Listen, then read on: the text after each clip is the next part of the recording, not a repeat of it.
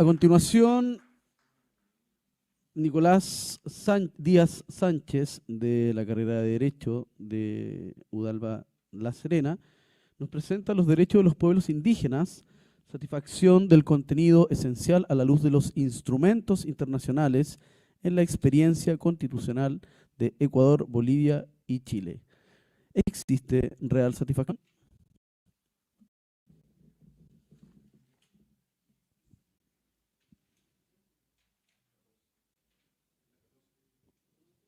Franco.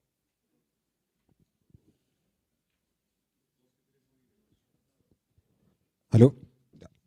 Buenas tardes a todos y a todas. Voy a hablar hoy mi investigación sobre los derechos de los pueblos indígenas, en específico sobre el contenido esencial que recaen en los derechos fundamentales de ellos, en la experiencia constitucional de 3 países, Ecuador, Bolivia y Chile. En definitiva, voy a responder si existe una real satisfacción en estos procesos constitucionales.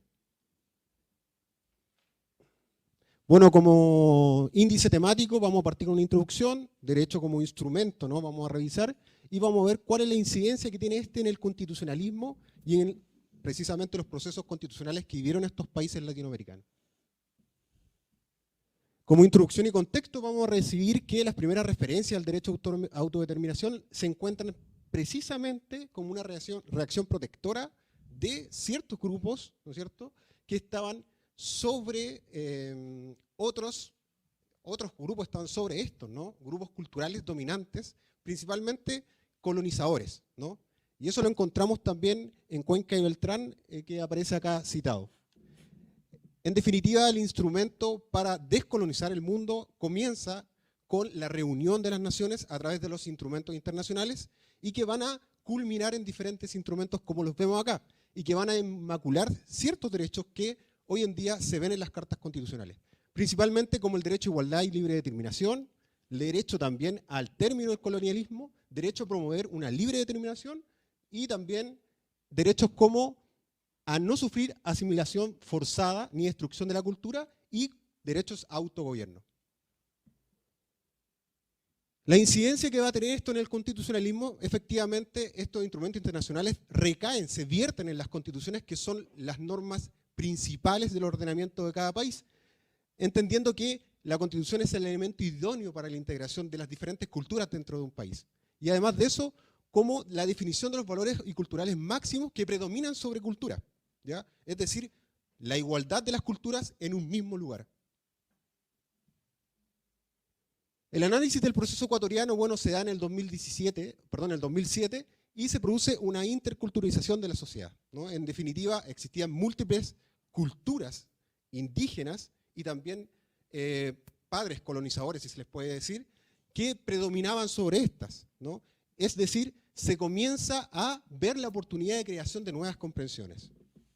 Se culmina en definitiva con la creación de principios normativos que los tenemos acá en negro. Interculturalidad, conforman un Estado unitario, a pesar de la interculturalidad, ¿no? Vuelven a ser laicos, democracia obligatoria, como lo vemos en Chile, y la plurinacionalidad, como se vio en el proyecto constitucional chileno.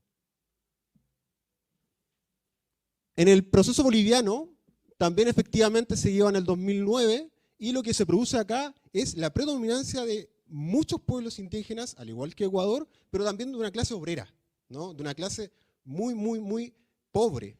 Es decir, se produce una situación bastante interesante con Bolivia que culmina en la plurinacionalización, ¿no? Una autoidentificación cultural, ya sea con la cultura propia de ser boliviano o con la cultura de ser de otra etnia indígena.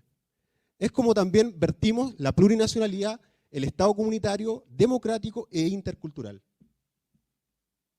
En Chile se produce efectivamente en el proceso pasado, no puedo analizar este proceso, aún se está llevando a cabo, pero el proceso pasado se produce, ¿no es cierto?, una polaridad, ¿no? Con personas que se identificaban como chilenos y con personas que también transgredían la plurinacionalidad, el elemento nuevo, ¿no?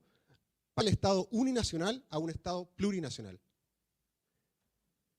Es decir, que se inmaculan principios muy parecidos a las cartas constitucionales que vimos, como lo vemos acá, la plurinacionalidad, la interculturalidad, la regionalidad, y se involucra aún más la visión del pueblo indígena a través de la ecología, ¿no? Que se va a vertir también como la aplicabilidad directa de los derechos fundamentales en las cartas constitucionales. Es decir, se aplica el derecho internacional directamente. En definitiva, acá tenemos los tres procesos constitucionales, ¿no? Chile, Ecuador y Bolivia, y vemos que los elementos marcados se producen similitudes, ¿no? Esto nos quiere decir que efectivamente da cumplimiento a los tratados internacionales y a lo que se vierte en las constituciones. ¿Qué pasó en Chile? Bueno, ustedes ya saben que el proceso constitucional, el proyecto constitucional y la propuesta fue rechazada, ¿no? Tenemos como concordancia que las constituciones aspiran a ser la perfección del derecho internacional, pero no todos los procesos constitucionales van a cumplir con este elemento.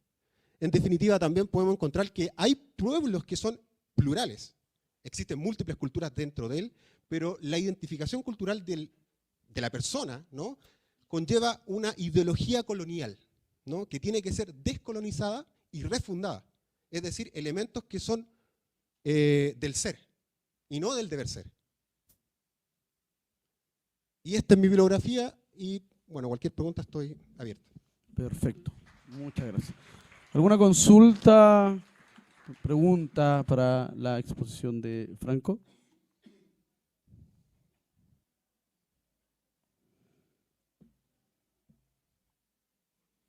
Flavio. No, sí está bien.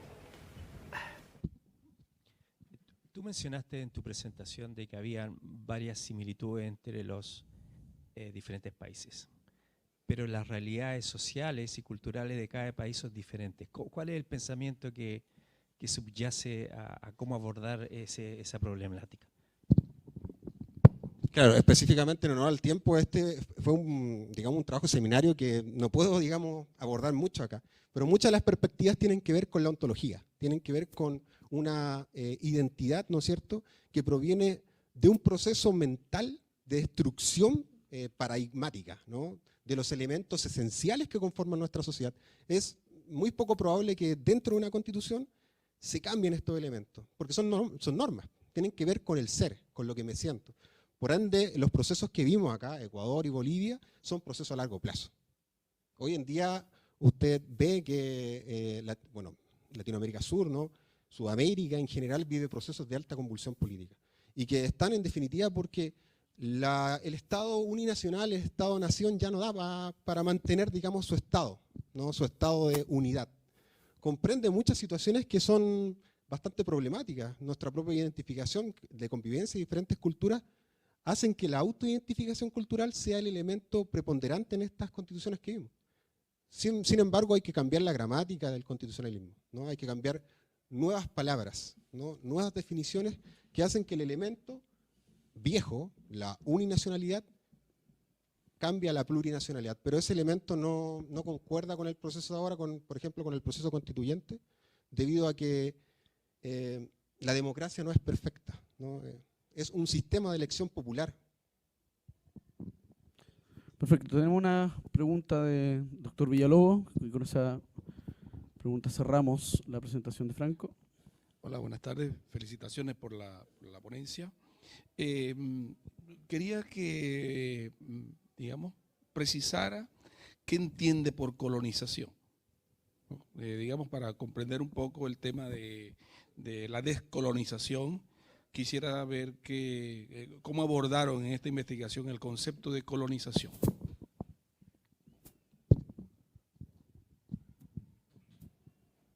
Bueno, como vemos en la bibliografía, en la mayoría, digamos, no la mayoría, pero la mitad, diría yo, no son juristas, ¿no? Muchos que son juristas, efectivamente, hay muchos otros que son sociólogos. La sociología nos entrega la respuesta a lo que usted pregunta. La colonialidad, digamos, en definitiva es un proceso que se enmarca en cierto periodo histórico, ¿no? Y termina efectivamente con la emancipación, ¿no?, con la liberación de alguna manera de los padres de la patria, que en este caso serían los españoles, en el caso de Brasil los portugueses, etcétera, y así podríamos seguir. Comienza con con el término de la Primera Guerra Mundial. Se comienzan a descolonizar temas principalmente en África, ¿no?, las colonias africanas e inglesas. La colonización es un proceso, ¿no es cierto?, que se define como la asimilación forzada de otra cultura por otra cultura que es preponderante o que está en una posición asimétrica y que utiliza factores de poder sobre él, ¿no? Y en definitiva apaga la otra cultura. No hay una posición acá horizontal, ¿ya? Entonces eso produce que efectivamente la multiculturalidad como es hoy en día Chile, sí existe la cultura mapuche, la aymara, etc. Podemos nombrarlas, podemos saber sus, no sé, sus letras, su cultura en sí, pero ¿realmente inciden en la toma de decisión del país? No. Entonces, la descolonización es precisamente eso, quitar los factores de poder de subyugación para poder volver a un estado de horizontalidad. Perfecto. Muchas gracias, Franco. Al igual que lo que pasó con la selección de los trabajos de póster, las presentaciones orales no fueron menores, fue muy difícil y el comité se tuvo que reunir los minutos que estuvimos acá afuera para recién decidir unos minutos antes de entrar. Así que yo lo primero que quiero hacer es felicitar a todos los presentadores de los trabajos orales. Me parecieron todos excelentes trabajos.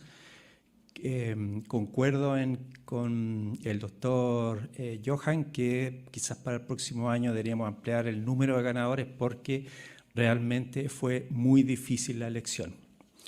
Vamos a empezar por el tercer lugar. Lo obtuvo es de Derecho La Serena, con el trabajo Los derechos de los pueblos indígenas, satisfacción del contenido esencial a la luz de los instrumentos internacionales en la experiencia constitucional de Ecuador, Bolivia y Chile, existe real satisfacción, de Franco Nicolás Díaz.